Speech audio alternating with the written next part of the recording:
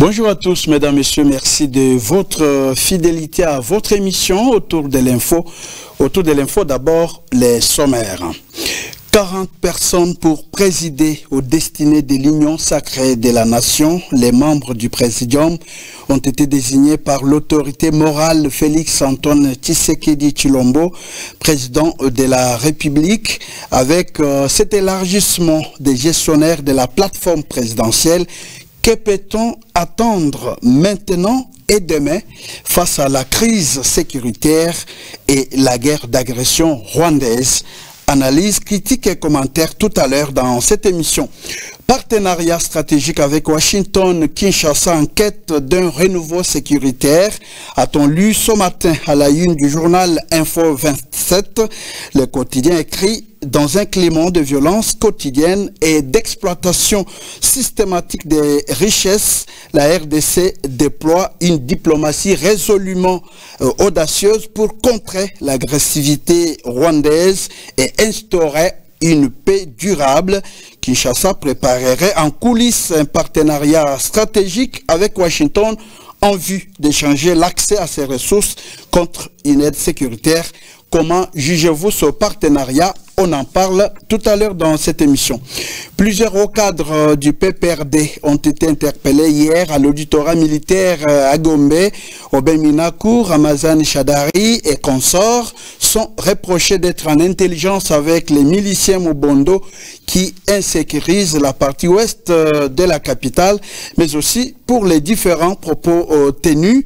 On en parle dans cette émission. L'émission est en direct. Vos préoccupations, analyses et critiques nous intéressent. Écrivez-nous au numéro qui s'affiche au bas de vos écrans, mesdames, messieurs. Merci et bienvenue dans votre émission. Voilà, mesdames, messieurs, nous avons aujourd'hui aligné 3 sujets pour pouvoir débattre ce matin dans votre émission autour de l'info. Autour de l'info, nous avons d'abord comme sujet la restructuration du Présidium de l'Union sacrée. Pour quel avenir politique de la République démocratique du Congo?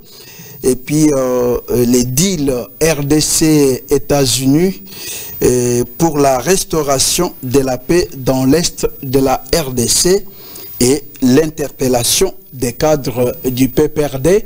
Voilà les 3 sujets qui feront objet de nos discussions de ce matin sur votre chaîne, la RTNC de développement, déjà avec 3 invités. À ma droite, professeur Dadi Saleh. Bonjour, professeur. Bonjour et bonjour à tous. Vous êtes professeur d'université, vous êtes spécialiste des pays du Sud. Merci d'avoir accepté notre invitation. C'est un grand plaisir. À ma droite, Cléophas Nyemboué-Nyerere, député provincial honoraire du Kassai oriental. Bonjour, honorable député.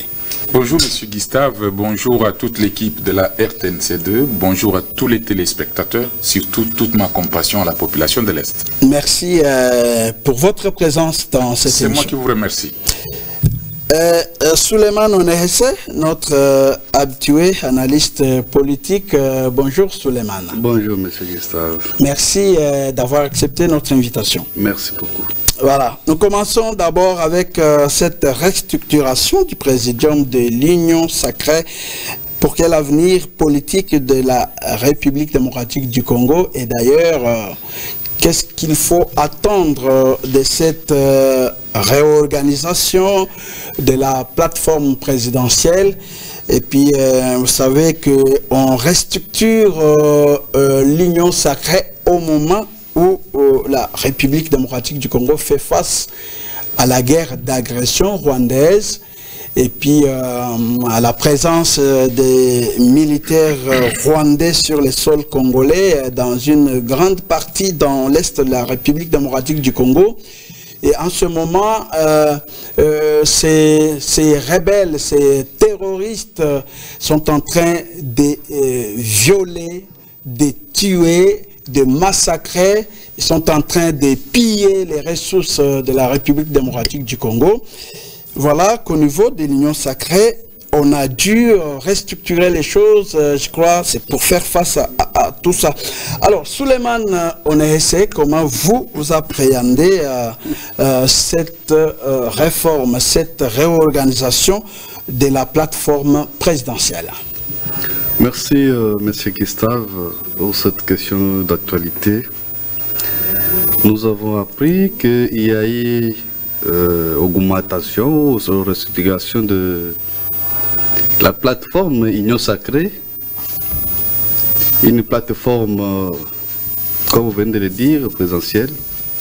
Ils étaient à l'époque, je pense, à 5. Après évaluation, c'est-à-dire après les discours du président de la République, qui s'est indigné à maintes reprises, c'est-à-dire à 2 fois. Il a dit que cette structure n'apportait rien pour lui et pour la République. Il s'est indigné. Bon, après avoir fait l'autopsie de ce qu'il a fait, il a dit que non, qu'il majore, qu'il l'intègre. Ok, ce n'est pas grave. Maintenant, le problème se pose si les animateurs qu'il est venu ajouter, est-ce qu'ils auront un plus à donner d'abord, pas pour le parti politique, moins encore pour les plateformes? Est-ce qu'ils auront l'apport à apporter pour la population congolaise et ils auront aussi l'apport à apporter pour la République? C'est ça la question que nous devons nous poser. Vous trouverez que non, la plupart des gens qu'on a mis là-bas dans cette plateforme, ce sont des gens que nous avons connus avant. Le même figure qui revient. Et d'ailleurs, vous trouverez que non, il y a eu certaines personnes qui avaient aussi géré. Mais il faut voir aussi leur façon de gérer la gestion de ce pays quand ils étaient aux affaires. Alors, avec ces gens-là, je ne sais pas, c'est en les mettant au niveau des présidiums de l'Union Sacrée qu'ils vont changer, ou peut-être, bon, je ne sais pas quel mécanisme qu'ils auront à changer, devenir, nous donner ce que nous avons besoin. Donc, comme c'est le chef qui a fait le choix sur sa famille politique, lui-même connaît les tenants et les aboutissants. Mais nous, les peuples congolais, ce que nous avons besoin, ce n'est pas ça. Ce que nous avons besoin, nous voulons de nouvelles figures qui amèneront au moins les nouveaux vents. Parce que la personne est la même. Il n'y a aucune école qui est partie entrer quand il a quitté le gouvernement, quand il a quitté les affaires, pour aller apprendre à revenir organiser. Imaginez-vous que quelqu'un qui était là, qui était contrôlé, parce que quand quelqu'un est dans le gouvernement, il doit être contrôlé. C'est-à-dire, nous devons tirer des leçons de ce qu'il est en train de faire. Mais il revient au présidium d'une très grande plateforme présidentielle. Bon. Pour le moment, on observe la suite, ce qui va nous arriver. D'accord. Professeur Dadi Saleh, vous avez une autre façon de voir les choses par rapport à ce que Souleymane vient de dire? Je pense globalement, je marie ces idées. Globalement, ça n'arrive pas chaque jour, effectivement. Et qu'on doit d'abord féliciter tous les membres qui ont été nommés. Il faut le féliciter. Et on pense que seul le chef de l'État connaît pourquoi il vient de le faire, encore une fois. Mais sur le plan stratégique, je ne trouve pas de changement. Absolument pas. Parce qu'on sort des 6, 5 qui représentaient tous ces gens-là, et maintenant on en prend plus. Qu'est-ce que ça change? Parce qu'effectivement, tous les gens du Présidium, ils avaient déjà effectivement des plateformes directes ou indirectes par rapport à tout ce monde qui ont été maintenant individuellement maintenant nommés. Donc, il est représenté déjà. Mais maintenant, là, plutôt que 6, vous en mettez 40. Et pendant cette période de guerre, dans le sens managérial, c'est-à-dire que les décisions auront encore plus de retard, ça va? Et il n'y aura pas une unité un peu plus facile de direction. Donc, je ne vois pas comment est-ce que 40 personnes, ok, si ce n'est pas juste pour satisfaire les gens, n'est-ce pas?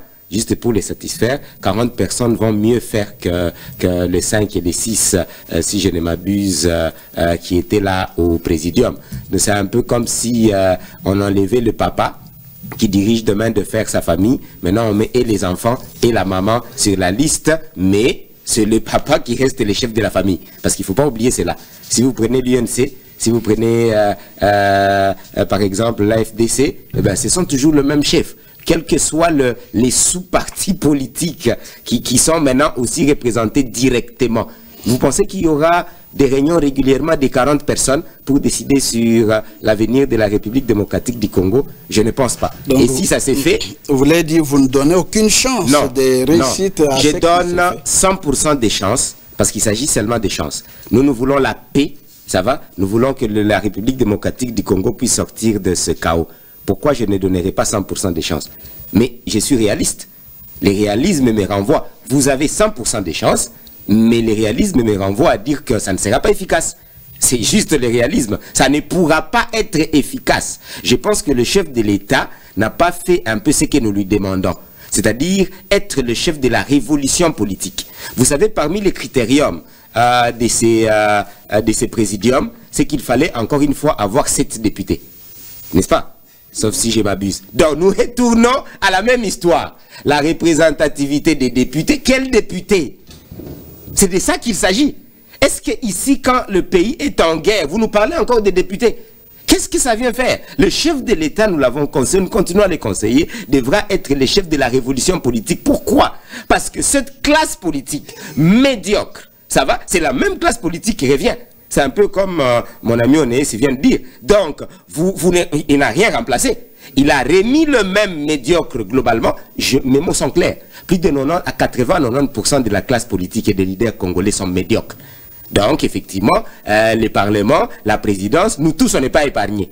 Aussi en tant que politiciens. Donc, il devra faire la révolution et en ne mettant plus ces mêmes personnes-là et des gens qui dépendent de partis politiques. Ça, c'est ce qu'il n'a pas fait. Donc, il a remis encore une fois le principe des partis politiques pour éviter probablement, n'est-ce pas, des problèmes politiques. Mais c'est ce qu'on a dit.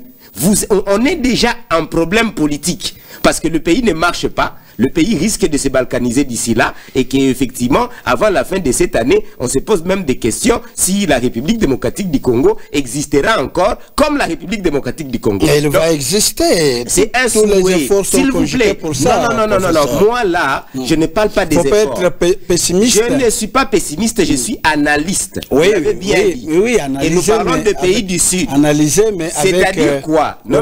Mon analyse reste objective. Ouais. Ici, la République démocratique du Congo est en danger. Et le chef de l'État l'a dit. Pourquoi vous voulez que je ne puisse pas le dire? Ouais, mais la République démocratique du Congo est en danger. Ben oui, j'ai mes propres mots. Oui, mais je ne suis pas les garçons de course et de qui que ce soit. Non. Mais et c'est ça même le problème des dirigeants que nous avons. Parce qu'effectivement, ils veulent que les gens puissent les répéter ce qu'eux veulent entendre. Ici, je vous dis, je répète, la République démocratique du Congo est en danger. Des balkanisations, est en danger de perdre le gouvernement. Tous les gens que vous voyez comme président, comme ministre, risquent de ne plus l'être. À Goma, ça s'est déjà fait. À Bukavu, ça s'est déjà fait. Posez-vous la question, le gouverneur est où et le gouvernement provincial se trouve où? Ce sont des faits. On ne vous parle pas de spéculation. Donc moi, en tant qu'analyste, pour trouver la meilleure solution, je dois faire ces hypothèses. Vous comprenez? Et en prenant ces hypothèses, on dit au chef de l'État, prenez les décisions en conséquence. Ça s'appelle une analyse prospective. Pas une analyse de dialoliste. Une analyse prospective revient à dire que, Excellence, Monsieur le Président, si vous ne changez pas, ces gens-là qui vous trahissent, parce qu'il a dit lui-même, ils n'ont rien fait pour lui, mais les remet. Quelqu'un qui n'a rien fait pour vous, mais vous le remettez. Vous voulez quel résultat? On revient chez vous. Alors, je crois que Cleophas Nyambonyere vous dira peut-être le contraire.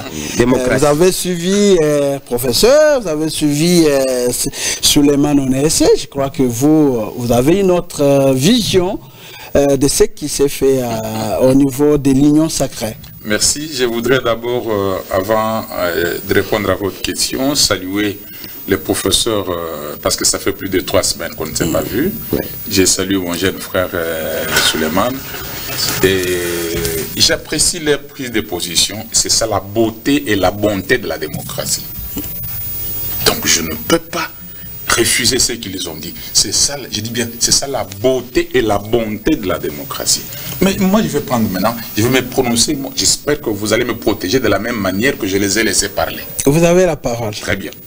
Parce que quand ils ont parlé, je n'ai pas réagi. Vous avez la parole, vous avez la protection. Merci beaucoup. Je voudrais dire que le chef de l'État, c'est lui qui gère la République. La gestion de la République lui revient de droit.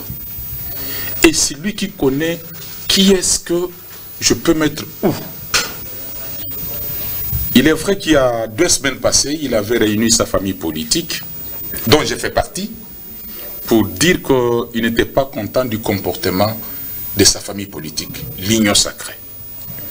Il était clair. Et il avait dit qu'il reconnaissait au moins 2 membres du Présidium qui s'étaient mis debout pour l'accompagner dans cette lutte d'agression. Et il s'indignait de certains membres du Présidium qui étaient dans une léthargie. Là, je répète les discours du chef de l'État. Et aujourd'hui, il a décidé d'élargir le Présidium. On est parti des 6, je voudrais donner la précision, c'était 6 membres du Présidium à 40. C'est-à-dire on a ajouté 34 personnes. De ces 34, laissez-moi d'abord vous dire globalement que je suis très content. Et j'ai dit merci à son Excellence, Monsieur le Président de la République.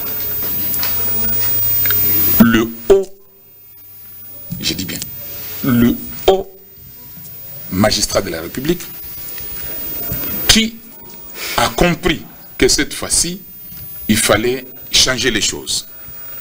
En sa qualité de responsable de la famille politique, il a pris des gens selon sa conception interne lui-même. Je vous informe que sur cette liste, il y a des personnalités qui ne sont ni députés, ni sénateurs, mais qui se retrouvent aujourd'hui membres du Présidium. Là, vous parlez de Batoumone. Je n'ai cité personne. Je n'ai cité ou personne. De Mutombukane. Je n'ai cité personne. J'y arrive. Batoumone, je vais le dire tout à l'heure. Batoumone, je vais parler de lui tout à l'heure. Batoumone n'est pas parti là-bas parce qu'il est personnalité politique. Batoumone est président du regroupement AAAP. Nous avons 42 députés nationaux. Il ne pouvait qu'être là. D'ailleurs, j'en profite parce que vous l'avez cité, de lui dire mes vives félicitations, honorable Laurent Batoumone, et que Dieu vous bénisse. Nous pensons que nous irons de loin. Revenons à l'essentiel. Je disais... S'il vous plaît, sur Batoumone là, vous ne pouvez pas lui dire de bien, vraiment, de donner des idées au niveau du président, parce que si vous suivez les professeurs, ce sont des gens qui tirent le président en bas. Et le président l'avait dit, vous l'avez dit dans votre introduction. Oui. En fait, ce n'est pas ici que moi je vais vous dire ce que je dirais à mon autorité morale, Laurent Batoumone. Je suis un haut cadre du parti et je siège dans les sphères de décideurs de ce parti. Je connais ce que j'ai dit et je m'assume. Je sais que c'est quelqu'un de caractère. Vous le connaissez mieux que moi, vous d'ailleurs. Que sa prise de position parfois pourra faire améliorer tant soit peu certaines choses. Mais qu'est-ce que je voudrais dire d'abord de la sélection, parce que c'est là où le professeur a plus parlé. De la sélection, je disais que le chef de l'État a pris certaines personnalités sans tenir compte d'être ni député ni sénateur. Lui-même a dit, monsieur prof qui... Professeur Dadi. Professeur Dadi, donc je constate qu'il est intelligent. Dit, mettez-moi Dadi là-bas. C'est ce qui est arrivé ici. En dehors des critères d'avoir 7 députés pour un regroupement, mais il y a des gens qu'on a pris comme personnalité. C'est-à-dire, nous devons faire confiance au chef de l'État qui a sélectionné les gens. Vous savez, quand quelqu'un veut préparer, c'est lui qui va au marché. Il sait dire, je vais acheter 4 poissons salés, je vais acheter la presse de 1000 francs, je vais acheter, parce qu'il connaît la quantité de la farine qu'il a dans sa maison. Ici, comme c'est lui-même qui a sélectionné, moi je ne vois pas pourquoi je dois diaboliser. Au contraire, j'ai dit, je souhaite que cette équipe puisse amener un plus. Notre problème, c'est quoi? Nous ne voudrions pas vivre la situation de Nicodème. Je crois que vous êtes serviteur de Dieu. Vous comprenez quand je parle de Nicodème. Nicodème, c'est-à-dire les gens qui, pendant la journée, font semblant d'être avec le chef de l'État et que la nuit, ils font autre chose. Nous refusons les Nicodèmes. Nous voudrions bien que les gens s'affichent, comme moi je m'affiche ici. Je l'ai dit dans l'introduction, que je suis de ceux qui soutiennent le chef de l'État et je suis communicateur. Je n'ai pas honte de le dire.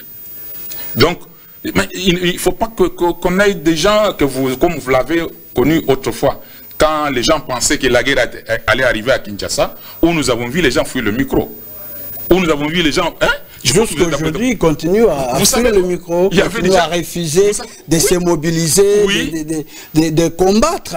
Alors qu'à Sourdine, je sais que le chef de l'État... Les chefs, vous faites toujours confiance, mais vous ne donnez pas, vous de l'Union sacrée, vous ne donnez pas gain de cause. C'est ainsi que nous disons que cette fois-ci, nous espérons qu'avec les nouvelles têtes qui sont arrivées, on pourra voir un changement au sein de la gestion de la République. Vous savez, ce sont ces gens-là qui se réunissent, qui se mettent ensemble pour donner certaines idées au chef de l'État. Parce qu'en principe, il constitue sa famille politique. Dans la sélection des différents responsables, ces gens-là participent. Dans la gestion quotidienne de la République, ils participent. Mais nous pensons que cette nouvelle équipe de l'Union sacrée pourra se mettre au travail et pourra aider le chef de l'État à bien diriger la République démocratique du Congo. Vous savez, ici nous sommes en guerre. Nous sommes en guerre, comme je le disais, à une situation difficile, il y a aussi des décisions difficiles à prendre. Et vous pensez augmenter le nombre du présidium à 40, c'est une décision, vraiment un remède à la crise qui est là? Est-ce que c'est le nombre qui pourra faire changer les choses? Je dirais non. Parce qu'en principe, si on peut mieux faire, qu'on soit à 15 ou à 30, on peut mieux faire. Vous savez, après la publication, il y a certaines têtes qui se disent que nous, on nous a oubliés. Oui, mais il y a déjà des frustrations. J'ai suivi. Il y a des frustrations. C'est pour dire que pour une liste de 40 personnes, on ne sait pas prendre tous les leaders de chaque coin. Ce n'est qu'une représentation et nous devons tous accepter. Vous savez, je l'ai dit, en ma qualité d'un ancien député, je connais. Quand vous allez dans la course, vous pouvez y aller 40, 50, 60, mais il n'y a que 2 sièges. On va réserver aux élus, ce sont eux qui vont occuper ces 2 sièges. Ici, nous disons félicitations à toute l'équipe, la nouvelle équipe de l'Union sacrée, et nous disons que cette nouvelle équipe pourra amener une nouvelle donne dans la gestion de la République, et nous donnons plus de chance à cette nouvelle équipe, afin que le chef de l'État, cette fois-ci, puisse aller de l'un. Je termine par dire, n'oubliez pas qu'il a changé seulement l'Union sacrée. Il a commencé par son propre cabinet. Il a commencé par son propre cabinet où il a encore retouché certains postes. Et nous pensons que ce changement ne va pas s'arrêter seulement au niveau du cabinet ou au niveau de l'Union sacrée, pourra aller encore plus loin, même aux gens qui portent les galons rouges, surtout ceux-là. Et on doit aller plus loin comme nous l'avions souhaité sur ce plateau. Nous l'avions dit nous-mêmes il y a 2 semaines que nous avons besoin d'un changement. Alors, Suleiman Onehesse, est-ce que ce changement au niveau du présidium peut être considéré comme un remède face à la situation que connaît le pays dans l'est de la RDC, l'occupation des Goma, l'occupation de Bukavu et d'autres territoires? Monsieur Gustave, vous allez comprendre que la majorité des partisans de ces groupes-là, ils confondent la République et les partis politiques. Ils confondent la République et les regroupements politiques. La population n'a pas besoin de ces gens-là.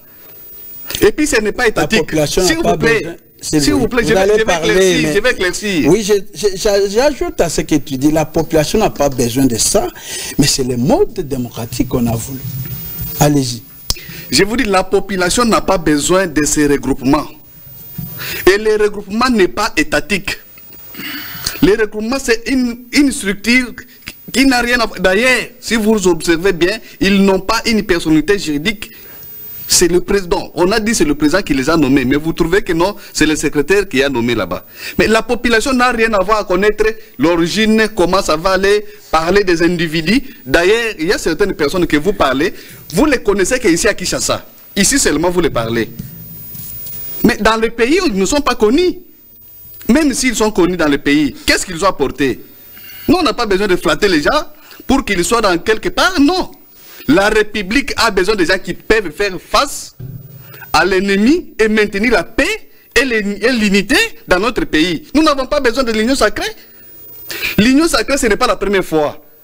Pensez-vous que l'Union sacrée a été créée hier? Ce n'est pas hier qu'il a été créé. Il a été créé depuis tout ce temps. Et le président de la République lui-même en a parlé à 2 reprises. Il dit, au lieu qu'il monte en haut, cette plateforme les fait descendre. Ça dit beaucoup.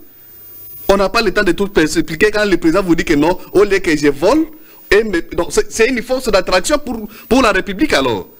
Cette même force d'attraction, ils sont là. Et ils ont encore ajouté une autre force d'attraction pour que la République ne puisse pas décoller. Imaginez-vous. Vous prenez quelqu'un... Je reviens sur ce qui a été dit. Par qui? Ce que j'avais dit ici. Allez-y. Vous prenez les mêmes personnes qui avaient géré ce pays, c'est-à-dire prendre ministère, vice-ministre, tout ça, ainsi de suite. Nous les avons vus et nous connaissons comment ils avaient travaillé. Vous n'allez pas dire que non, quand ils étaient là, leur cotation... Moi, je ne dis pas cotation d'individu ou d'une famille politique ou d'un sympathisant de son parti ou d'un dialogiste de son parti. Non. Nous disons ici de la République. Ça apporte quoi à la République? Tous ces 40 là-bas, nous avons ici, c'est comme vous avez dit, le président en a regretté. Et même quand ils étaient à 6, ils ne prenaient pas de décision sans consulter ces gens-là même que le président a ajouté. Là, vous oubliez, le président a dit que non, je regrette, il regrettait de l'avoir connu. La décision, quand on dit que non, présidium, ce n'est pas 5-6 personnes qui se réveillent le matin et disent non, non, nous prenons une décision. C'est après consultation de tous ces gens qu'ils ont ajoutés. Or, à cette période, ces gens-là faisaient partie de ces groupes. Ils ne sont pas venus d'ailleurs. Il n'y a pas d'éléments nouveaux. Alors, c'est pour vous dire que... Il faut répondre à la question. Je suis en train de répondre. Comment faire pour que les présidiums, avec ce changement, apportent une solution face à l'agression rwandaise, face à la guerre qui est dans l'Est de la RDC? Cette histoire-là de présidium, tout ça, n'est pas étatique. Ils n'apporteront pas une solution à l'État. Tu es pessimiste? S'il vous plaît. Ou bien prophète de malheur? S'il vous plaît, dans ces pays... Non, non, non, non. La République n'a pas commencé aujourd'hui ou demain ou hier. La République a commencé longtemps. Vous pensez-vous que non, la population congolaise était là pour en train de dormir? Non, ils le voyaient. Et l'Union sacrée n'a pas commencé. J'ai dit encore, l'Union sacrée n'a pas commencé hier. Monsieur le journaliste, laissez-moi vous dire. C'est que la population a besoin que le président de la République... On reste, s'il vous plaît. Lorsqu'on voit que ça ne marche pas avec 3 personnes, 4 personnes, 5 personnes, si je prends les propos de Cléophas Nyembwe, c'est dans la conscience du chef, dans sa vision, lui seul, il a vu que les 6 n'ont pas vraiment apporté gain de cause, il faut ajouter. C'est une restructuration pour donner les résultats à ce que nous avons comme problème, comme enjeu de l'heure. Alors, ce que vous dites là, vous ne donnez pas vraiment de pistes. Vous êtes vraiment pessimiste, mais vous êtes à côté même de la question. Vous risquerez de prendre beaucoup de mythes que moi-même. Allez-y. Le président de la République, il n'est pas président de la République de l'Union sacrée. Non. Il est président, on dit, de la République. Ton président, notre président, tous. Ce n'est pas l'Union sacrée. Et si nous voulons demander... Vous demandez quoi? S'il vous plaît. Vous proposez quoi au président? Non. Là, je trouve que non. Vous ne voulez pas me laisser à l'aise. Allez-y. Allez-y. La population... Non, mais écoutez... Allez-y. La population s'adresse au président de la République. Nous n'avons rien... Pensez-vous que... Je suis en train de répondre, vous me coupez. Pensez-vous que non, la population va aller prendre nos déshydratants, aller dire à l'Union sacrée, vous pouvez parler. Nous parlons au président de la République. Excellence, monsieur le président de la République. Les gens que vous avez mis, ce sont les gens que nous connaissons déjà. Ils avaient déjà géré et nous connaissons la façon où ils gèrent. De la même façon, les gens que vous avez placés avant ont pleurniché d'eux. Voilà les conséquences. De la même manière, les gens que vous venez de mettre encore aujourd'hui, vous comprenez qu'ils parlent au nom que de leur parti politique qui ne pensent même pas que non, la République est à quel état. Et vous-même, président de la République, vous avez dit non, non, ça ne va pas, voilà, le pays ne va pas bien, tout ça, ainsi de suite. Et les mêmes gens qui étaient hier, parce que cette histoire de présidium, pour qu'ils prennent une décision, il y a même des partis politiques et des regroupements qui se réunissaient pour venir donner les réponses ou bien vous amener les résolutions. Ce sont les mêmes gens-là, monsieur le président, qui vous avez pris. je comprends pourquoi le président, j'avais dit autrefois, tôt ou tard, le président dira, comme son prédécesseur avait dit, il va manquer 5 personnes. Parce que la plupart des gens qui arrivent chez le président, ils ne le disent pas pour la République. Non, non. Ils voient que leurs propres intérêts et l'intérêt égoïste de leur parti politique, intérêt égoïste de leur regroupement. Comprenez que quelqu'un qui vient pour parler que non, nous avons eu la chance d'avoir un président d'un regroupement. Donc il ne dit pas que nous avons la chance d'un monsieur qui va parler pour la République. Vous pensez que 40 personnes ne pourront rien apporter dans la lutte? C'est ce que j'ai suivi. Vous dites toujours, ils vont penser à leur ventre. Oui. Et puis voilà. Alors, professeur Dadi Saleh, comment faire pour que les 40 personnes désignées par le président de la République puissent, en tout cas, travailler pour faire face aux enjeux de l'heure, notamment la crise sécuritaire dans l'Est, mais aussi d'autres crises qui secouent les pays? Très compliqué. Mais j'aimerais lire un peu un sénateur, Faustin Luanga, qui dit effectivement que comment peut-on envisager qu'une entité dirigée par 40 présidents puisse fonctionner de manière optimale? Il dit encore, ça va, tout comme le présidium à 6 membres a rencontré des difficultés et n'a pas bien fonctionné, celui à 40 têtes est susceptible de rencontrer des blocages et de s'effondrer. Il dit encore, les décisions seront lentement prises si elles le sont d'ailleurs. D'ailleurs, la direction générale sera en constante remise en question. Je peux continuer. Là, je vous parle comme manager. En état de guerre, ça va? Nous sommes dans une situation de crise et les décisions doivent se prendre très rapidement. Donc nous avons 2 grandes contraintes ici. Ça va? C'est que ce sont les mêmes personnes. Toutes ces personnes-là ont eu tout le temps proposé au chef de l'État tout ce qu'ils ont proposé pendant 6 ans. C'est de ça qu'il s'agit. Qu'est-ce qu'ils vont encore proposer, messieurs les journalistes? Ils ont proposé d'une façon directe ou indirecte, sauf si vous dites que les chefs de l'État ne comprenaient rien et ne les suivaient pas. Alors je me pose des questions, pourquoi maintenant il va les suivre? Non. La famille politique du chef de l'État avait la latitude de proposer au chef de l'État toutes les solutions. Donc ils sont dans une sorte de marmite. C'est la même chose. On ne peut pas commettre les mêmes erreurs et espérer des solutions différentes, monsieur le journaliste. Et selon vous, qu'est-ce qu'il faut? Selon moi, le chef de l'État devrait comprendre. Et c'est ça le problème. J'ai dit courage. Je donne toutes les chances à ce présidium pour nous faire sortir de ces chaos. Mais logiquement, c'est difficile. Je ne suis pas prophète de malheur. Je suis analyste. Je dis ceci, Excellence, Monsieur le Président. Soyez les chefs de la révolution politique, culturelle, économique de la République démocratique du Congo.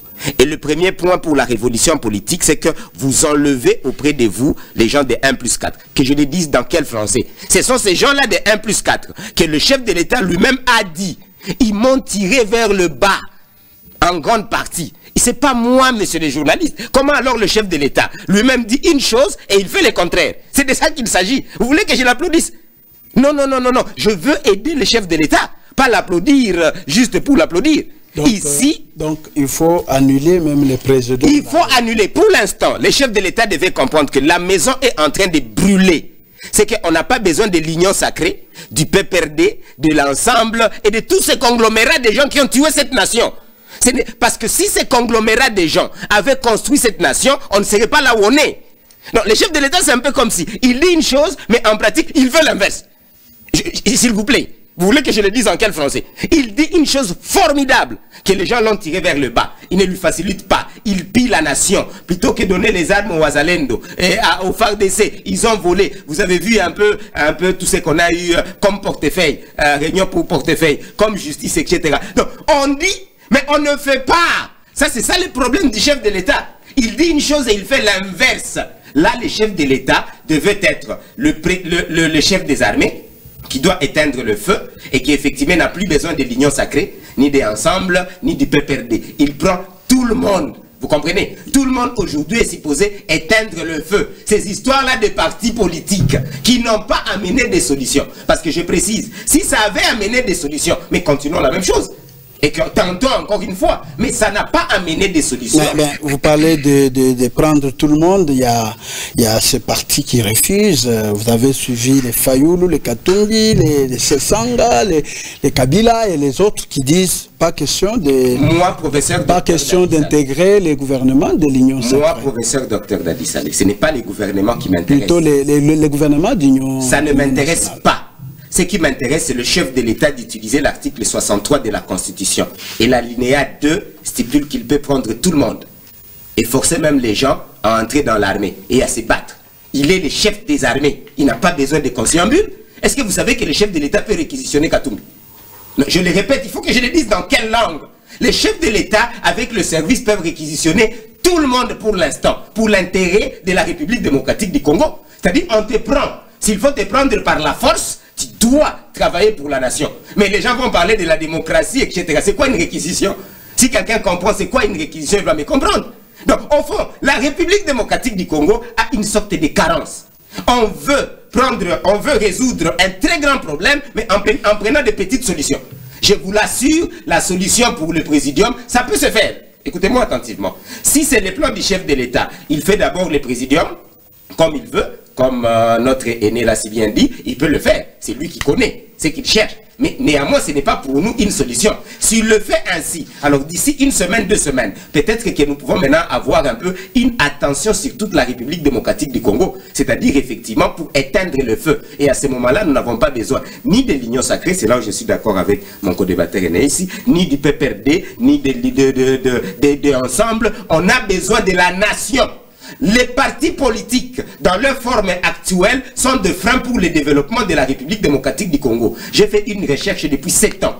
Le parti politique, dans leur, je suis désolé, notre cher aîné, ça va, le parti politique, avec les autorités morales, c'est le plus grand frein pour le développement de la République démocratique du Congo. Donc, je suis, et je l'ai dit, toutes les autorités morales, ça va, sont le malheur de la République démocratique du Congo aujourd'hui. Comment ça? Eh bien, exactement. Parce que vous avez bien compris qu'en grande partie, dans des partis politiques, même les secrétaires généraux, même les membres de partis politiques ne sont que des garçons de course. C'est une seule personne qui prend des décisions qu'il veut dans sa chambre et il met ses filles, etc. Et les autres politiciens sont des politiciens de pacotille. D'accord. Dans ces cadres-là. On termine cette question avec vous, Cléophas Nyemouniere. Comment faire? Vous avez loué les 40 personnes. Mais bon, en tout cas, le professeur n'est pas d'avis avec vous. Vous pouvez lui dire les contraires. Merci beaucoup. Vous m'avez vu en train de allez-y d'abord. Allez-y. Parce que je me dis qu'ils sont à 2, ils prennent une position contraire à moi seul. Allez-y, mais il faut prouver. Moi aussi. Oui, non, il faut prouver. Donnez-moi le temps que je puisse. Vous n'avez que votre temps. Vous n'aurez que votre temps. Merci beaucoup, papa. Pas combiner les deux. Merci. Allez-y. Bon, en fait, je disais que mes 2 co-débatteurs tout à l'heure, personne n'a répondu à votre question. Personne. Nous sommes sur le plateau. La question est claire. Qu'est-ce qu'on peut espérer de la nouvelle configuration de l'Union sacrée? J'ai répondu. La réponse était claire. Peut-on s'attendre à un changement? Non. Allez-y, mais il est protégé. Vous voyez, quand elle parlait, moi j'étais tranquille. Malgré les mots très durs qu'on a prononcés ici à l'endroit des autorités politiques, mais je n'ai pas réagi. Allez-y. Vous avez la parole, Cléophas, vous avez la parole. On a qualifié les autorités morales ici de médiocres. Tout ça, je n'ai pas réagi. Des politiciens médiocres. Donc, je n'ai pas réagi. Il faut qu'ils mêlent aussi les temps. Allez-y. Voilà. Alors, je disais que ils n'ont pas répondu à votre question. Mais moi, je voudrais vous dire que cette équipe, le chef de l'État, j'y vais par un simple exemple. Vous avez votre voiture, moi j'ai ma voiture, lui a sa voiture, lui a sa voiture. C'est-à-dire la personne qui tient le volant a une vision différente de la personne qui est à sa droite ou à sa gauche. Vrai ou faux? Parce que nous avons tous des voitures. Quand vous sortez sur la route, la personne qui ne tient pas le volant va vous dire attention, tu vas cogner là-bas. C'est comme si toi tu ne vois rien. Je crois que c'est ça, c'est ce que nous vivons chaque jour ici. Et c'est ce qui arrive ici. Moi ça ne me surprend pas. Ça ne me surprend pas. C'est un discours que j'ai tenu quand je n'étais pas encore élu député. Je pensais que c'était facile et que tout était vraiment facile à réaliser. Mais quand j'étais parti au Parlement provincial, après avoir siégé, j'ai dit, ah, c'est comme ça que les choses se font. Et je voudrais dire que ces 40 personnes que le chef de l'État a choisies, le chef de l'État n'est pas malade, il n'est pas fou. C'est une personne avec toutes les facultés mentales. Il sait pourquoi il les a choisis. C'est lui-même qui sait pourquoi il les a choisis. Et je veux plus loin pour dire à mon jeune frère qui a dit qu'il prenait les décisions avec eux. Non, non. Les présidiums ne prenaient pas les décisions avec le président des regroupements politiques, non. Les présidiums invitaient le président des partis politiques ou des regroupements, ils discutent avec eux, le président rentre. Pour la décision, c'était les 6 personnes qui prenaient ces décisions, jeunes frères. Donc, donc je voudrais que je corrige d'abord ça. Alors, j'ai dit maintenant ceci. Maintenant qu'ils sont à 40, je crois que c'est peut-être pour arriver à mettre un peu l'équilibre sur la prise de position de ces 6 premiers membres du présidium. Parce que comme vous le savez, à la sortie du gouvernement, vous connaissez qu'il y a eu beaucoup de mécontentement, ça vous le savez tous, et que les gens avaient dit de n'importe quoi. C'est ainsi que le chef de l'État, ne voulant pas léser les uns et les autres, parce que ce moment-ci, ce n'est pas un moment de se disputer, c'est un moment de l'unisson. Nous devons tout faire pour nous dépasser de nos sentiments. Et je suis péperdé, je suis... Même avec ceux qui ont échoué, vous les reconduisez toujours. Non, écoutez, ceux qui ont échoué là, je l'ai dit, moi, ce n'est pas moi qui avais choisi ces 40 personnes. Je dis bien, le chef lui-même sait pourquoi il les a choisis. Je l'ai dit, j'ai dit, c'est dans sa discrétion personnelle qu'il a choisi certaines personnes qui ne sont ni députés, ni sénateurs, mais qui font partie du présidium de l'Union sacrée. Ce que je voudrais dire, je les appelle au calme. C'est notre pays. Nous avons besoin que les choses changent. On n'a pas besoin qu'on s'y tiraille. On laisse le temps au temps à cette nouvelle équipe qui est là. Je ne dis pas que cette équipe est légale. Non, je ne dis pas... L'équipe va apporter quand même mieux face à la crise. Oui, laissons d'abord le temps à cette équipe que nous puissions voir. Nous allons apprécier.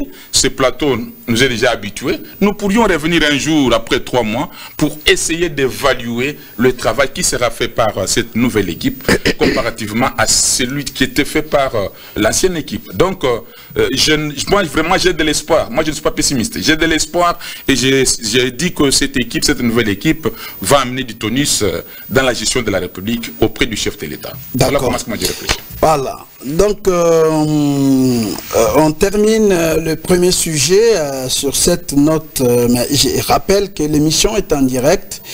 Vous voulez réagir, vous pouvez nous écrire. N'appelez pas. Vous pouvez nous écrire au numéro qui s'affiche au bas de vos écrans. Nous allons discuter de vos préoccupations, suggestions, analyses. Nous allons mettre ça sur la table et nous allons en discuter avec nos invités. Deal RDC-USA pour la restauration de la paix dans l'Est de la RDC. Vous avez suivi, j'ai lu ce matin Info 27 qui a écrit sur ces dossiers. Donc, pour Info 27, Kinshasa est en train de rechercher un partenariat stratégique avec Washington et Kinshasa propose les ressources naturelles en récompense à l'aide sécuritaire que doit apporter à Washington. Alors, professeur Dadi Saleh, pouvons-nous faire confiance à ces deals entre la République démocratique du Congo et les États-Unis d'Amérique? Tout est possible. Comme je vous ai dit, je ne réfléchis pas en termes de confiance. En tant qu'homme d'État, je n'ai pas besoin de confiance. J'ai besoin des actes, des actions et être objectif. Les mots confiance n'existent pas du tout. N'ayez confiance en personne ni à aucun pays. Ayez les armes de dissuasion, faites vos demandes et essayez d'obtenir les résultats. C'est le principe élémentaire. Donc celui qui vous parle de confiance, sachez très bien que ce n'est pas encore un homme d'État et ne réfléchit pas comme un homme d'État. Le Rwanda a un deal depuis très longtemps avec les États-Unis. L'Ouganda a un deal avec la Grande-Bretagne, les États-Unis, et nous connaissons les conséquences parce que nous l'avons toujours dit, il y a un complot au niveau international contre la République démocratique du Congo. Ce qui fait que si la République démocratique du Congo avance ses pions aussi dans ce sens-là, ce n'est pas mauvais. Quant à savoir maintenant, qu'est-ce que nous misons quoi exactement, les ressources stratégiques, etc., on est tous d'accord. Mais, je pense, au-delà de ça, nous devrions d'abord nous organiser à l'interne. C'est ça toujours notre philosophie Kujitegemea. Je l'ai répété, ce n'est pas exclu de chercher des deals partout au monde. Ça ne sera jamais exclu. Avec la diplomatie, avec des accords, il n'y a pas de problème. Qui nous empêche de nous organiser à l'interne et d'être efficaces? Qui nous empêche d'appliquer l'article 86 de notre propre constitution comme il faut? Parce que ce n'est pas appliqué jusque-là. Qui nous empêche d'appliquer l'article 86 de la Constitution comme il faut? Et ça n'a rien à voir avec ces deals-là. Ces deals ne viendra que nous renforcer. Qui nous empêche de comprendre effectivement que la maison est en train de brûler et que ce n'est pas l'union sacrée qui devait nous intéresser, c'est la nation congolaise. Qui nous empêche? Est-ce que c'est le deal des minéraux avec les Américains? Non. Il faut d'abord qu'on soit sérieux avec nous-mêmes, ou comme on l'a dit depuis très longtemps. Pour quelle raison nous avons un Parlement qui ne fait pas son boulot par rapport à la situation? Est-ce que vous savez que le Parlement européen, dès qu'ils ont compris que les États-Unis les lâchaient, là ils sont en train de voter des budgets énormes pour la défense. Nous sommes le seul pays au monde où on vous dit de faire une loi financière 2025 de guerre parce que nous sommes en guerre et on nous prend comme des imbéciles. Excusez-moi les mots. On nous prend pour des gens, peut-être, on ne sait pas ce qu'on dit. On vous parle d'une économie de guerre et vous êtes totalement dans autre chose. Non, non, non, non, monsieur le journaliste. On n'est pas sérieux avec nous-mêmes. Si on n'est pas sérieux avec nous-mêmes, quels que soient les deals qu'on va prendre avec la Chine, comme on a fait avec les c'était quoi, 9 milliards, etc. Vous connaissez? Nous sommes sortis quoi? Les plus grands perdants? Heureusement, le président de la République qu'on félicite a essayé de rectifier, où on pourra encore gagner un peu 7 milliards de francs, de dollars, mais c'est encore trop petit par rapport à ces deals-là. Donc faire un deal, c'est de quel deal s'agit-il? Est-ce que c'est un deal pour vendre la République démocratique du Congo, pour protéger un gouvernement ou bien pour protéger la nation? Or, si vous comprenez, quand je vous ai dit on doit faire un système industriel complet, basé sur nous-mêmes, avec la philosophie Tommy Lukela, c'est-à-dire Tuji Kebela, c'est-à-dire nous dépendons de nous-mêmes et nous allons faire ce que le président a dit, mais ça ne se fait pas. Amener à avoir des milliardaires et des millionnaires congolais. Jusque-là, on n'en a pas. Parce qu'effectivement, il reste entouré par les gens de 1+4. On se répète, par ces mêmes personnes qui ont volé la République démocratique du Congo, qui n'ont eu des propositions que néocolonialistes, c'est-à-dire dépendre de l'extérieur. C'est ça les propositions qui sont sur la table du président en grande partie. Quelles sont les propositions qui prouvent l'indépendance de la République démocratique du Congo qui sont appliquées? C'est où? Quand? On voit 145 territoires, c'est très bien, mais vous voyez que c'est encore un programme extraverti et pour l'instant, ce n'est pas ça l'urgence. Donc, je pense que, nonobstant le fait qu'on peut faire un deal et c'est encouragé avec les États-Unis, mais ça ne peut pas bien se faire si on n'est pas sérieux avec nous-mêmes. Donc, retournons d'abord dans notre propre maison, soyons sérieux, qu'on voie que c'est lui qui va faire ces deals-là. Il y aura l'armée congolaise. Il y aura les Ouazalendou réorganisés. Il y aura un peu une sorte de synergie politique où la maison brûle qui va protéger même les intérêts des Américains. Si nous n'éprouvons pas la protection des Américains, alors vous savez ce qu'ils vont faire? Ok, nous acceptons ces deals-là, mais nous demandons que ce soit les Rwandais qui viennent protéger nos intérêts au Congo. S'il vous plaît, je suis sérieux, regardez-moi très bien. C'est ce que les Américains vont vous dire. Et ce qu'ils vont vous dire, c'est-à-dire quoi? Ok, on est d'accord avec ça, que la guerre puisse finir, mais ok, que nous puissions faire 1+4. Comme la fois passée, qu'on puisse avoir un vice-président rwandais, etc., comme on l'a vu, Roubaix, etc. Et c'est ça qu'ils vont vous proposer. Vous pensez que les Américains vont vous proposer quoi? À cause de vous, les Américains vont rompre totalement leur contrat avec les Rwandais. C'est une possibilité. Là, vous prophétisez ou bien vous... Je ne prophétise pas, je suis un analyste. Et depuis que j'analyse, s'il vous plaît, prenez tout ce que j'analyse. À au moins 80%, c'est ce qui se passe. Nous sommes dans un chaos indescriptible parce que les gens ne veulent pas écouter. Les gens pensent connaître ce qu'ils ne connaissent pas. Je m'excuse, effectivement, honorable, il ne faut pas penser que le président de la République détient le monopole des informations. Je suis désolé.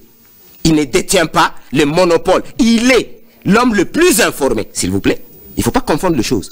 Il est l'homme le plus... Il est censé, hein, parce qu'il ne connaissait même pas son salaire, ce qui fait que ce n'est pas sûr. Ça va. Donc, il est l'homme le plus informé. Ça va. Non, mes analyses sont claires. Le président de la République doit être bien conseillé. Donc, vous ne prophétisez pas? Je ne prophétise pas, j'analyse. Si le président de la République prend les mauvaises décisions, ça va. Son régime va chuter. Il ne sera pas noté on comme va un grand homme de la revenir chez vous, professeur. Alors, apparemment, vous êtes d'accord avec ce que le professeur Non, dit, je ne suis pas d'accord. Je ne suis pas d'accord, mais je voudrais d'ailleurs dire que le deal n'est pas une mauvaise chose. Vous savez, aujourd'hui, si le Rwanda se tape la poitrine, parce que le Rwanda a eu à faire le deal avec l'Union européenne. Vous êtes d'accord avec moi?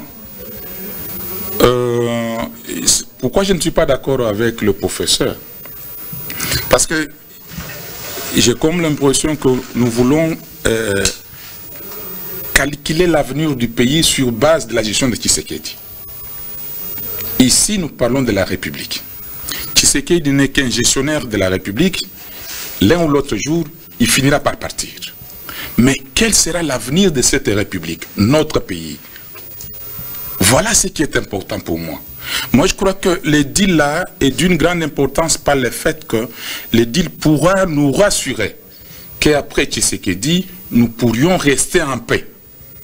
Que ce ne soit pas un deal comme qui dirait on les fait taper sur mesure de Tshisekedi pour sécuriser son pouvoir. Donc c'est un deal qui pourra rester pour que l'un ou l'autre jour, que le Rwanda ne puisse plus se taper la poitrine pour dire, écoutez, je vais encore entrer de l'autre côté. Rappelez-vous qu'avant 1987, avant l'entrée de l'AFDL, il y avait un deal qui a été fait, le deal Maréchal Mobutu. Le deal Maréchal. Le deal Maréchal avait fait à ce que Mobutu était devenu l'homme le plus fort d'Afrique et la communauté internationale s'est référée à lui pour prendre certaines décisions, pour inverser certains régimes dans d'autres pays africains. Donc, c'est ça notre souhait. Nous pensons que les deals qu'on est en train de faire, même si je ne les parle avec beaucoup de réserves, parce que jusque-là, on n'a pas encore conclu. Officiellement, c'est ainsi que je parle avec beaucoup de retenue. Donc, parce que nous suivons, j'ai suivi ce matin sur RFI, qui disait que le Rwanda serait déjà à genoux, parce que avec d'abord ce qui s'est fait pour les deals entre les États-Unis et la RDC, et puis avec la réunion qui est convoquée aujourd'hui au Conseil de sécurité sur demande de la France trouve que Kagame est au bout du mur. Mais nous, notre souhait de voir réellement ce rêve se concrétiser, c'est-à-dire que la paix puisse revenir à l'est de la République démocratique du Congo, que les pays soient en paix. Je l'avais dit la semaine passée sur votre plateau, que ce qui se fait à l'est, ça fait très mal, à moins qu'on ait un cœur de pierre. Mais si on a réellement un cœur de chair comme tout humain, ça fait très mal de la manière dont la population de l'Est est maltraitée par le Rwanda. Donc, je me réserve et je me résume, je ne veux pas aller plus loin, je dis simplement, évitons de parler des deals sur base de la gestion de Tshisekedi, mais parlons des deals sur l'avenir et le devenir de la République démocratique du Congo. Je parle français. Donc parlons sur base de l'avenir et du devenir de la République démocratique du Congo. Donc Tshisekedi peut mourir même aujourd'hui en plein sommeil, parce qu'il n'est pas Dieu, il peut mourir en plein sommeil. Est-ce que le Congo va disparaître? Le Congo doit exister. Nos enfants doivent vivre. Nos petits-enfants doivent vivre. Voilà mon souhait. Donc, faisons quelque chose qui peut stabiliser la République démocratique du Congo et non quelque chose qui peut juste stabiliser les régimes Tshisekedi. Alors, Suleiman, vous n'êtes pas d'accord avec les deals entre la RDC et les États-Unis parce que vous dites toujours que ces gens-là nous trompent. Oui. Vous-même, vous connaissez, et tout le monde, les téléspectateurs suivent bien. Je ne parle pas de l'individu, je ne parle que de la République. Si les deals là, les gens qui sont partis faire la négociation pensent que c'est important pour la République, là la République donne une chance. Si ça donne de l'importance, de l'impact pour les individus, la République ne donnera pas chance à cela. Qu'à cela ne tienne, vous allez comprendre que non, la République a commencé avec beaucoup de deals, l'Union européenne, ceci, cela. On en avait. Parce que le professeur vient d'énumérer quelque chose avec la Chine. C'était toujours pour la République. Mais ces gens-là, les connaissant bien, écoutez, si nous ne les étudions pas, et nous étudient, mais le peu de temps que nous les connaissons, je ne pense pas qu'ils vont le faire en faveur de notre pays, plus que notre volonté. Je vais vous réfléchir encore votre mémoire, que vous allez comprendre l'actuel président américain, quand il était, je sais, bon, vous connaissez tous, pendant la période de campagne ou pendant son investiture, il a dit qu'il va faire la politique que pour l'intérêt des Américains. Nous savons nous interpeller. Les deals que nous allons faire, est-ce qu'aura-t-il le temps de nous donner aussi l'avantage ou il va beaucoup faire tirer les dents de son côté? Donc, j'ai toujours dit, avec nos frères là, quand on fait avec eux quelque chose, nous n'allons pas beaucoup plus donner espoir à leur apport. C'est trop difficile. Et vise que si leurs intérêts. Or que nous, vous ne visez pas ce intérêt. Or que nous, la majorité, nous vous Congolais. Ne visez pas, vous Congolais, oui. La raison pour laquelle je continue à parler, je n'ai pas encore fini. Vous avez coupé, je suis sur la phrase. Allez-y, allez-y. Or que nous, Congolais, nous ne voyons pas loin et nous ne voyons pas beaucoup plus l'intérêt de nos populations ou de notre pays. Nous voyons beaucoup plus nos intérêts privés. Connaissant déjà cela, ils vont nous accepter, mais en nous piégeant. Tellement qu'ils savent que nous, ce sont les plus forts, même si ce piège-là les rattraper, nous n'avons rien à leur dire. D'où on ne pourra pas... Qu'est-ce que vous conseillez à l'équipe en discussion? Qu'est-ce que vous conseillez? Je ne comprends rien, je n'ai pas encore Qu'est-ce que vous conseillez? C'est une question pour te permettre de continuer à parler. Quand j'ai dit d'où, c'est-à-dire là-bas, je vais continuer. Allez-y. D'où les gens qui ont eu la bonne volonté de se déplacer, aller là-bas, je demanderai, vous n'êtes pas parti là-bas pour vos intérêts. Si réellement vous êtes parti pour l'intérêt de la République, avant de vous engager, nous devons connaître ce que vous avez écrit et nous analysons, parce que c'est nous qui avons fait que non, vous soyez là où vous êtes. Vous ne pouvez pas commencer à prendre des décisions. Peut-être nous avons aussi les informations, peut-être nous avons l'intelligence à émettre sur ce que vous avez fait, en oubliant. Je sais que quand vous vous retrouvez devant nos frères là, ils vont vous amadouer. Bon, ils sont forts dans la diplomatie. Ils vont vous amadouer pour vous convaincre. Mais quand vous allez revenir avec les coquilles que vous avez déjà fait là-bas, vous dites non, non, nous pouvons signer, mais pour la ratification, attendez que le président aille ratifier. Or, quand vous allez revenir, que la population s'approprie, c'est pour nous, nous devons nous approprier. Mais... Par conséquent, nous vous demandons de bien revoir. De bien négocier.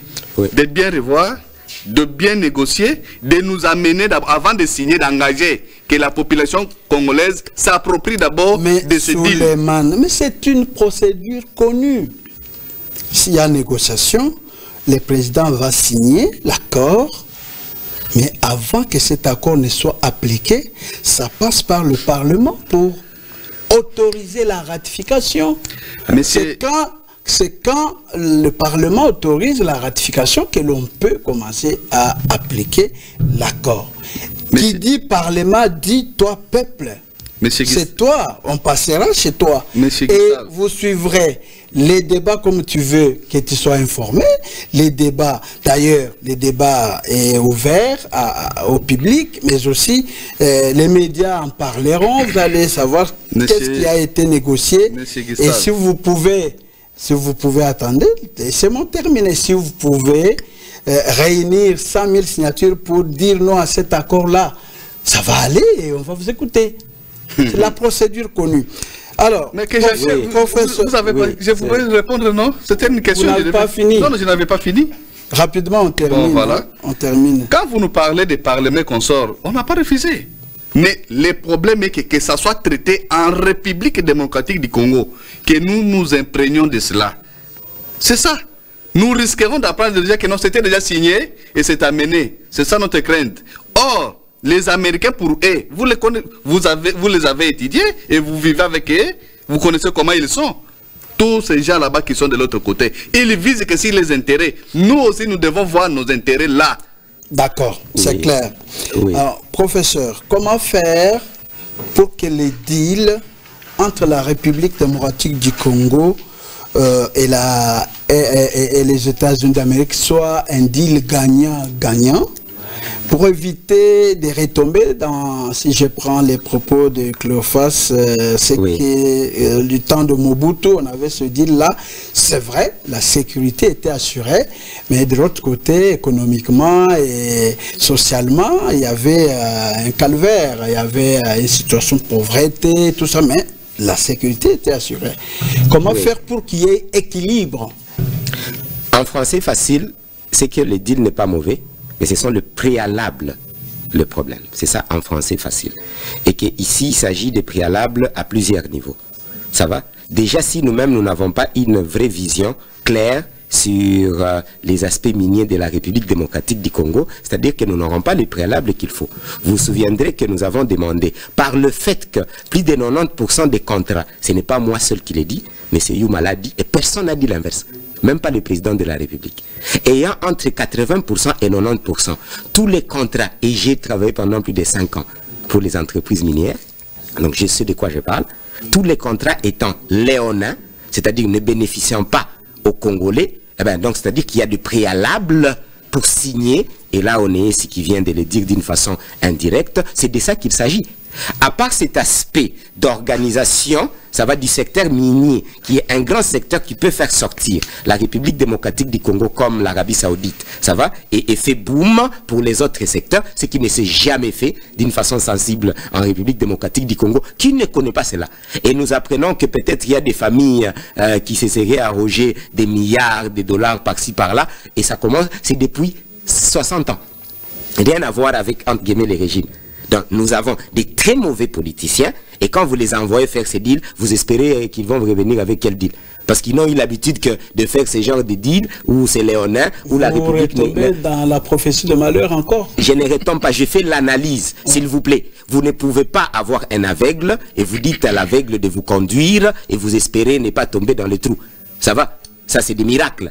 L'aveugle, on suppose qu'il ne connaît pas, il ne voit pas, et vous lui dites de faire 100 km, il vous dirige, ok, c'est par hasard que vous allez arriver. Vous allez tomber dans le ce qui se fait. Non, mais vous n'êtes pas, vous ne connaissez pas l'équipe qui est... Comment je ne connais pas? Je peux vous citer les noms? Comment ça? Vous pensez que je viens à la télé, je connais? Et vous pensez que ceux qui sont allés, ce sont des... Non, mon problème, ouais. Ça va, c'est situé à plusieurs niveaux quand je parlais des préalables. Déjà, tous les gens de 1+4, je suppose que ce sont des aveugles.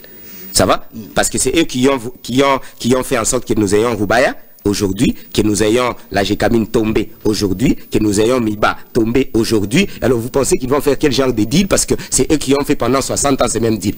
Alors allez vérifier pour ne pas tomber. Allez vérifier pour ne pas tomber dans les noms. Ils ont été dans la gestion. On ne va pas aller dans des noms des gens. Ça va aller vérifier la liste. Ce sont les gens en grande partie de 1+4 et nous retournons là-dedans. Donc, nous pensons que par miracle, que Dieu puisse les assister, nous pouvons avoir de bons résultats, mais non, on ne peut pas. Alors, l'autre préalable, s'il vous plaît. Vous vous appuyez sur le miracle. Oui, seulement ça. Or, moi, Dadi Saleh, en tant qu'analyste, non, je ne parle pas de miracle, je parle de calcul, je parle d'analyse. L'analyse étant un élément très, très important, ça va pour nous faire arriver au résultat. On ne peut pas espérer un bon résultat si on a des gens de 1+4 qui vont négocier pour la République. Parfois, on se pose même des questions, est-ce qu'ils savent lire?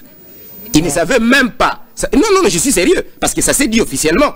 Que papa me comprenne, que l'honorable me comprenne, je ne suis pas venu ici pour blaguer. On s'est demandé la question, est-ce qu'ils comprenaient quand on signait, quand on est entré dans l'Eastern African Community? Je l'ai dit le premier jour. Apparemment, on a amené des gens qui ne savaient pas lire. C'était ici. Juste des gens qui ne savaient pas lire et ils ont signé. Ils ont fait signer au niveau du chef de l'État des documents impossibles à signer. Et on commence à se poser des questions. Comment on sort maintenant de ces deals? Quand je vous dis de contrats miniers, là on est à plus de 40%. Les contrats miniers ne se signent pas comme ça. tous les grands contrats, c'est à la présidence, etc. D'une façon ou d'une autre, après analyse. Ça va. Et comment alors on a plus de 80%, 90% des contrats léonais, donc qui ne bénéficient pas à la République démocratique du Congo? La réponse est claire, c'est à cause des gens des 1+4. Ça va, des gens effectivement qui n'aiment pas la République démocratique du Congo, qui savent effectivement comment piller et comment faire ce genre de deals. Donc l'autre préalable, comme je l'ai dit, il s'agit de préalable de vision. Ok? Si nous n'avons pas la dissuasion, pour quelle raison pensez-vous que quelqu'un va venir faire des grands deals avec vous et pourtant vous ne savez même pas protéger votre nourriture? Donc je prends un exemple avec votre nourriture. Vous avez des nourritures vraiment très bien pour tout le monde aimerait manger ça, n'est-ce pas? Et que vous laissez votre porte ouverte et que chacun, le Rwanda peut entrer, l'Ouganda peut entrer, le Kenya peut entrer, l'Angola peut entrer, du côté effectivement de Mwanda, histoire de pétrole, etc. Oui. Tout le monde peut venir se servir en République démocratique du Congo comme il veut. Et c'est ce qu'ils font. Je ne parle pas de spéculation, s'il vous plaît.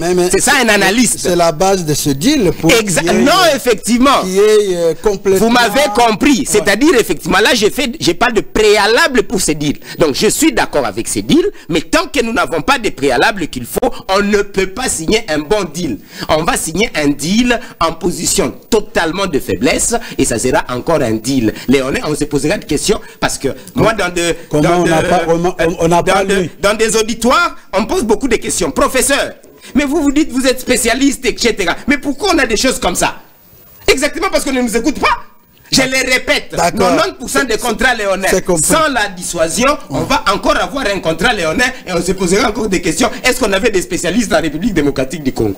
D'accord, merci professeur.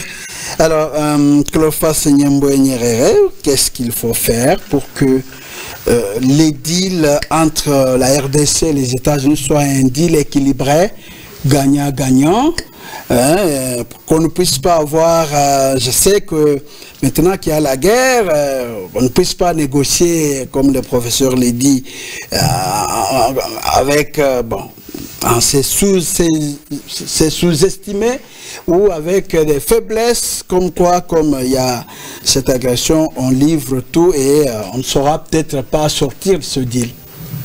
Merci beaucoup. Je voudrais appeler le professeur au calme. Je voudrais l'appeler au calme par le fait que je sais que nous venons de connaître 18 ans de gestion de Kabila et que tout autour de Kabila, 98% de ses collaborateurs étaient des professeurs. Je referme la parenthèse et je passe. Donc, qu'est-ce que je veux dire? Je veux dire que c'est pas le fait qu'il y a eu un acteur politique qui avait mal fait et qu'on doit diaboliser tout ce que les acteurs politiques font. Non.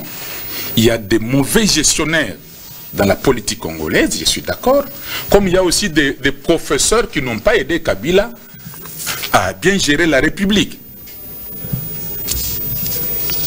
Donc, les deals en soi, je l'ai dit que j'avais beaucoup de retenues parce qu'on est encore dans les pourparlers. Mais parce que vous insistez, je voudrais vous dire que le deal est une très bonne chose. Vous allez constater que depuis que ce deal a commencé, Monsieur Gustave, les gens disaient ici, quand Tshisekedi du voyager, que c'était des voyages inutiles. Vous pouvez vous rappeler, non? Quand il disait, laissez-moi voyager, j'ai fait la diplomatie, les gens disaient que c'était des voyages inutiles. Vous pouvez vous rappeler.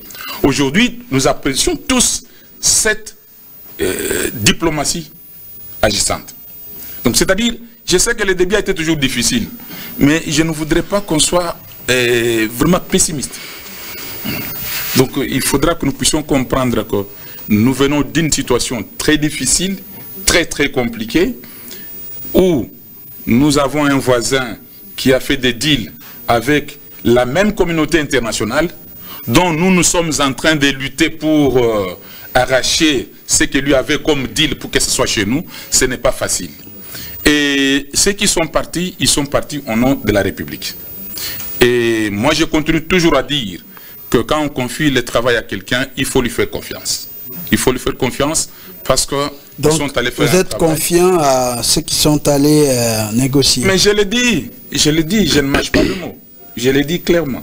Je l'ai dit, je ne Vous n'avez pas peur que les ressources seront bradées? Je n'ai pas peur que nos ressources soient bradées parce que, je l'ai dit ici, que s'il faudra qu'on travaille ces deals sur base de la gestion de l'individu, tu sais qu'il dit, je vous ai dit ça, je n'étais pas d'accord.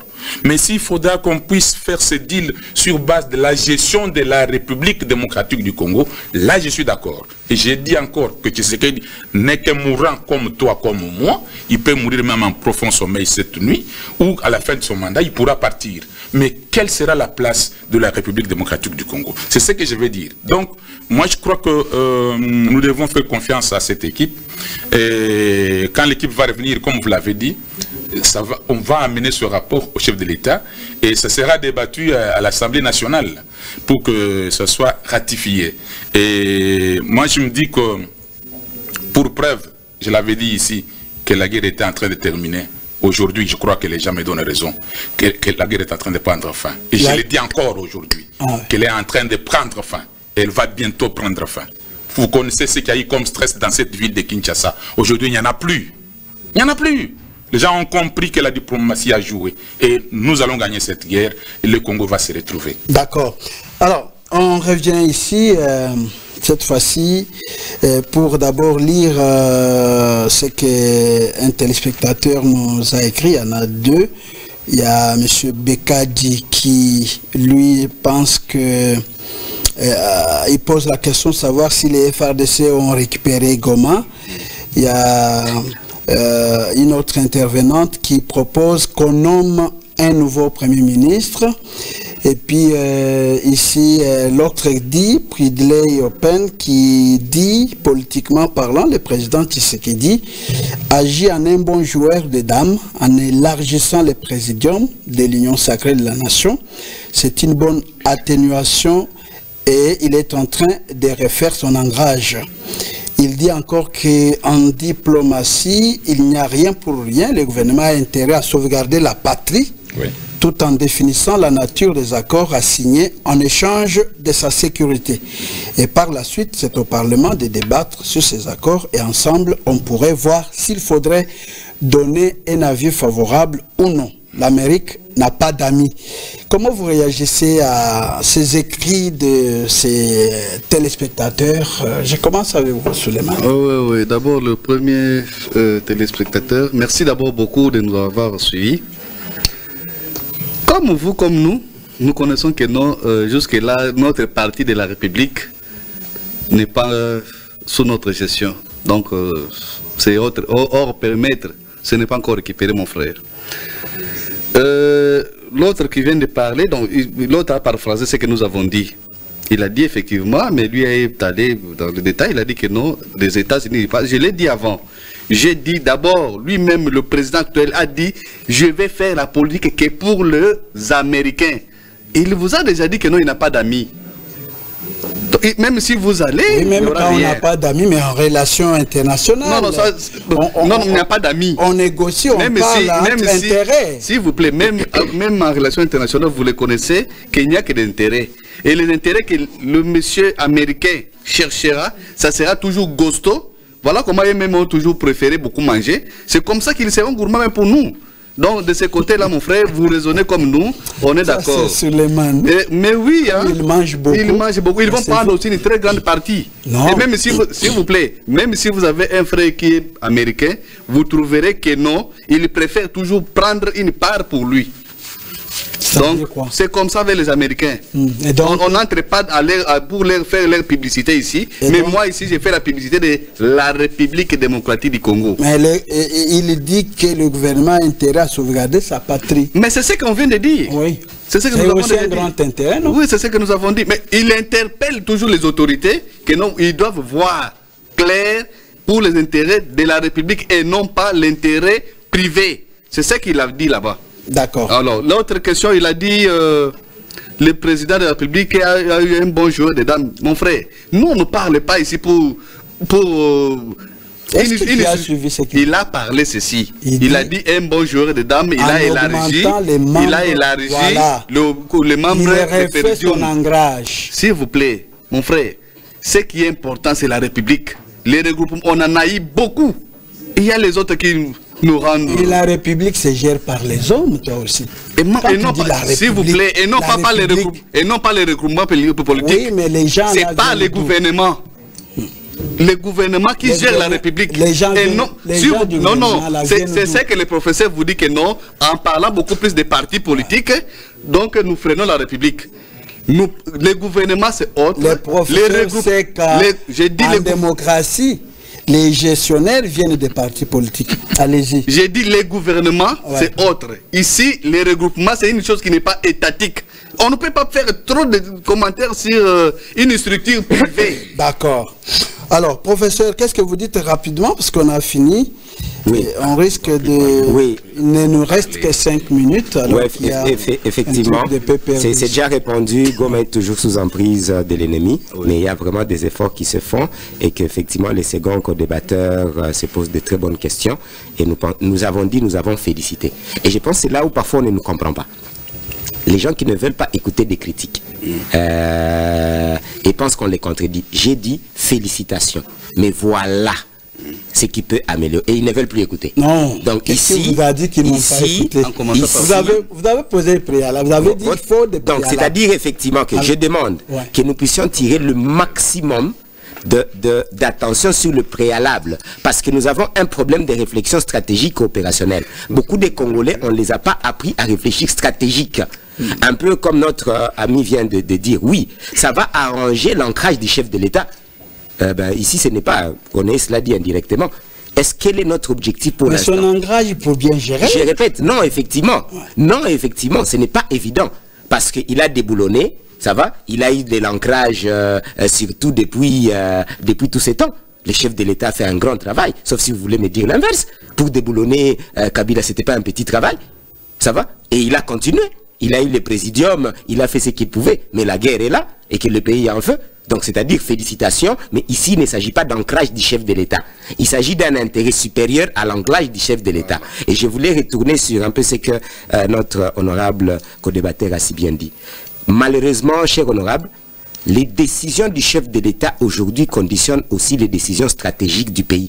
Vous ne pouvez pas séparer les décisions du grand gestionnaire qui est le garant de la nation aujourd'hui avec les décisions, ça va, avec l'avenir du pays. Ça ne peut pas se séparer. C'est la raison pour laquelle d'ailleurs il est là. Si le chef de l'État prend de mauvaises décisions, ça va, le pays risque d'être balkanisé. On n'aura plus la République démocratique du Congo et nos minéraux partis.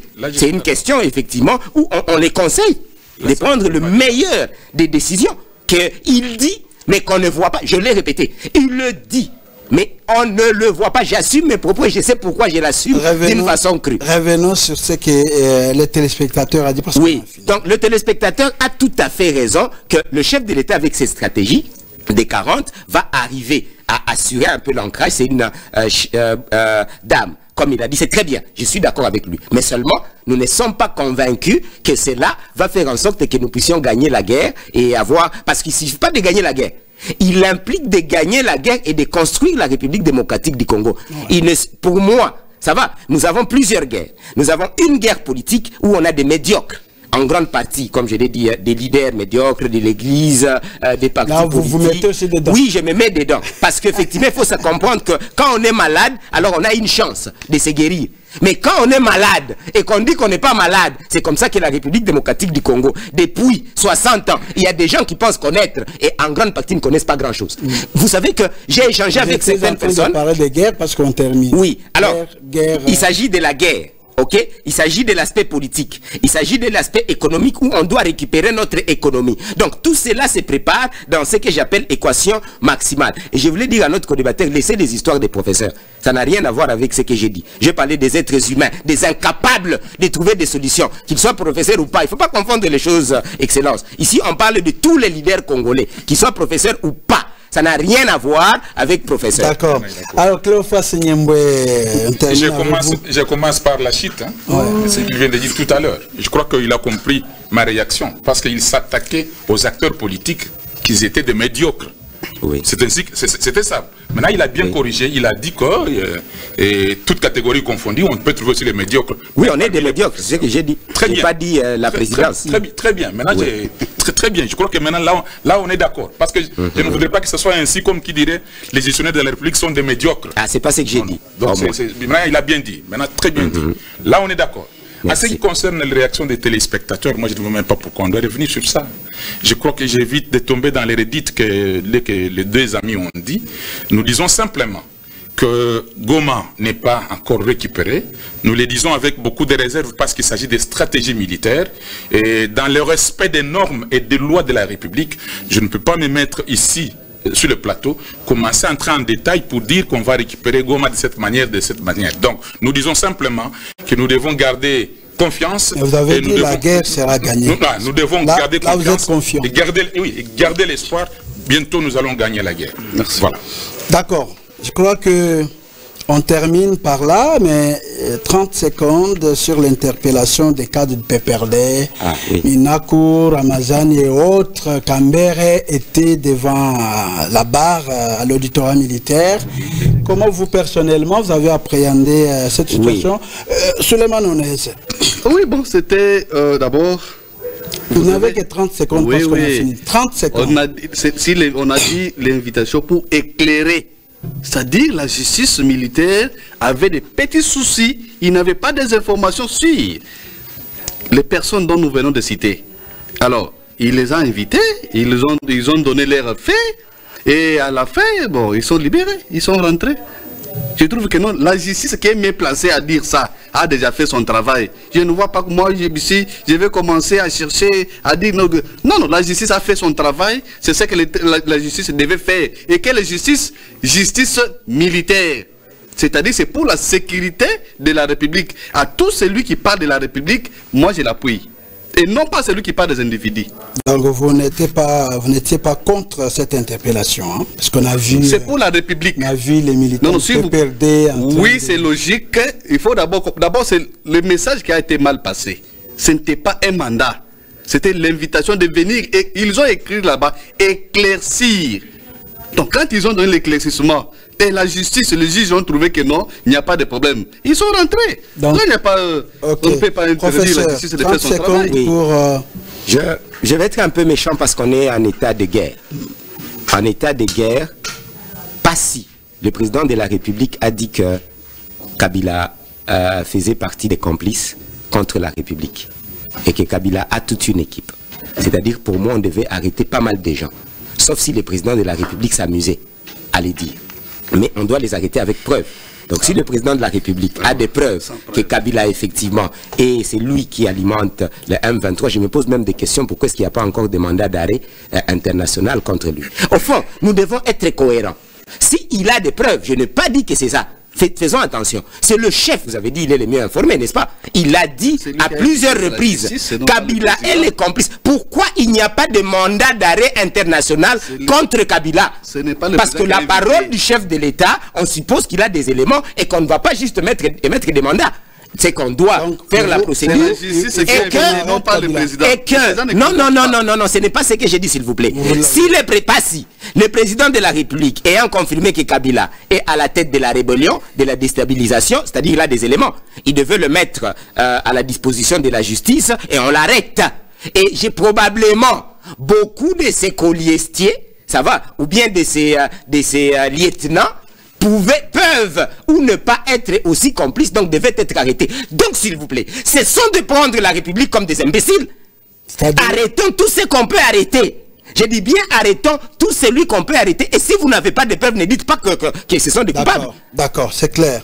Alors, on termine avec vous, Cléophas Nyemboé. Merci, je crois que je vais prendre la soupe qui était restée au fond de casserole. En fait, je vais dire que c'est un dossier en instruction d'abord. J'ai beaucoup de retenues pour ne pas entrer en collision avec la justice, parce que le dossier est en instruction. Juste ici, la justice militaire qui les avait invités n'a pas donné un communiqué officiel pour dire qu'ils sont libres, ils sont arrêtés, il y a ceci. Je me réserve beaucoup. Je ne veux pas entrer en collision avec la justice congolaise. Vous pouvez répondre à une invitation de la justice. Vous allez rentrer à la maison, elle peut encore vous rappeler le lendemain, personne ne peut empêcher la justice de faire son travail. C'est là où je vais rejoindre le professeur pour dire que laissons la justice faire son travail, et si réellement les amis de Kabila et Kabila lui-même sont impliqués dans ce qui s'est fait actuellement en République démocratique du Congo, ils doivent répondre de leurs actes devant la justice. Écoutez, coup de chapeau au ministère de la Justice, parce que vous savez, du temps de Kabila, moins de soupçons comme ça, il devrait aller en prison. Ça, vous le savez tous. Moi, j'ai eu à faire la prison en plein mandat. Ou même être tué. Oui, moi, oui, ou même être tué. Mais ici, on le tue ou pas, on les invite pendant la journée, ils arrivent, ils parlent aisément, ils rentrent aisément. Vraiment, la démocratie. Coup de chapeau, monsieur le ministre de la Justice, coup de chapeau au gestionnaire de la République. Nous pensons que nous sommes dans une république purement démocratique et que ça doit aller ainsi. Merci beaucoup. D'accord, voilà, on a fini par là. Mesdames, Messieurs, merci de votre fidélité. Merci à vous tous qui nous avez suivis. Merci au professeur Dadi Saleh.